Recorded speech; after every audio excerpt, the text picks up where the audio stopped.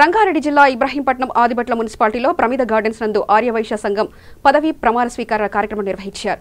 ఈ కార్యక్రమంలో ఆర్యవైశ్య అధ్యక్షుడిగా వలకొండ సుభాష్ గుప్తా పదవీ ప్రమాణ స్వీకారం చేశారు.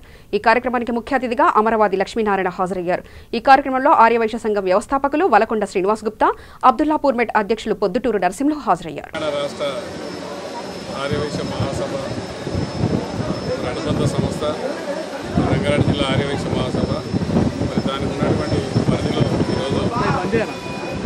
ఆదిబట్ల మున్సిపాలిటీలో నూతనంగా సంఘం ఏర్పాటు చేసుకోవడం జరిగింది.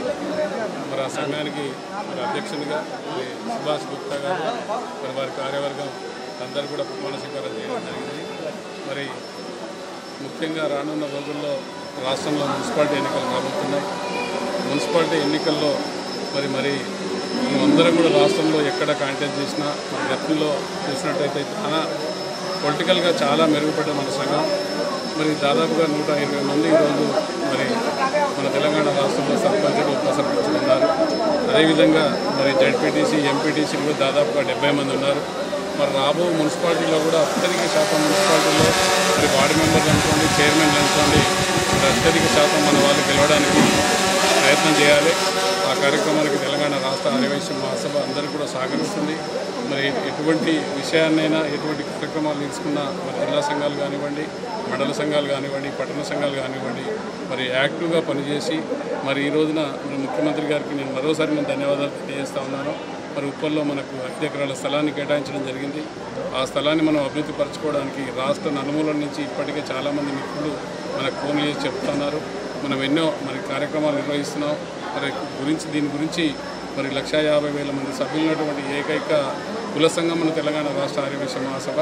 ఈ ఆర్యవైశ్య మహాసభను గుర్తించి మనకు 5 ఎకరాల స్థలం ఇచ్చినందుకు మరి ముఖ్యమంత్రి గారికి మరి ఈరోజు టీఆర్ఎస్ పార్టీకి మనం ధన్యవాదాలు తెలియజేస్తూ ఉన్నాం. అదేవిధంగా రాజకీయంగా మనం ముందుకు తీసుకుపోవడానికి అతి త్వరలో మనకు ఆర్యవైశ్య కార్పొరేషన్ కూడా ఏర్పడబోతుంది. మరి ఈరోజు కేటీఆర్ గారు మరి అది కూడా మనకు ప్రామిస్ చేయడం జరిగింది. మరి ఈ మున్సిపాలిటీ ఎన్నికల తర్వాత మనకు కూడా రాష్ట్రంలో ఉన్నటువంటి మరి ఆర్యవైశ్యులకు, నిరుపేదలకు ఉపయోగపడే విధంగా ఈ యొక్క కార్పొరేషన్ పనిపిస్తూ ఉంది. మన రాష్ట్రంలో ఎంతోమంది ఇప్పుడు చెప్పినట్టుగా చాలామంది వేదిక మీద మిత్రులు మాట్లాడారు.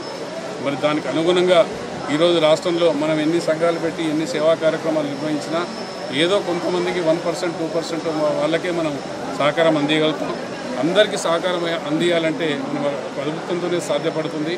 మన ప్రభుత్వం మనకంటూ ఒక కులానికి సపరేట్గా ఒక కార్పొరేషన్ ఏర్పాటు చేస్తే ఆ కార్పొరేషన్ ద్వారా మనం ఎంతోమందికి సహకారం అందించే ఉద్దేశంతో మన పెద్దలందరూ కూడా ఈ ప్రయత్నం చేస్తూ ఉన్నారు. మరి వారికి మనందరం కూడా ధన్యవాదాలు చెప్పాలి. అతి త్వరలో మనకు తెలంగాణ రాష్ట్రంలో ఆర్యవైశ్య కార్పొరేషన్ వస్తుందని చెప్పేసి సభాముఖంగా నేను ఆలోచిస్తున్నాను. ఆర్యవైశ్య నూతన సంఘం ఏర్పాటు జరిగింది.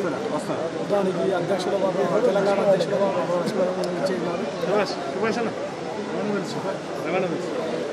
ఈ ఆదిబట్ల సంఘం పూర్తిగా డెవలప్ అవ్వడానికి మంచి సానుకూల పరిస్థితులు ఏర్పడ్డాయి.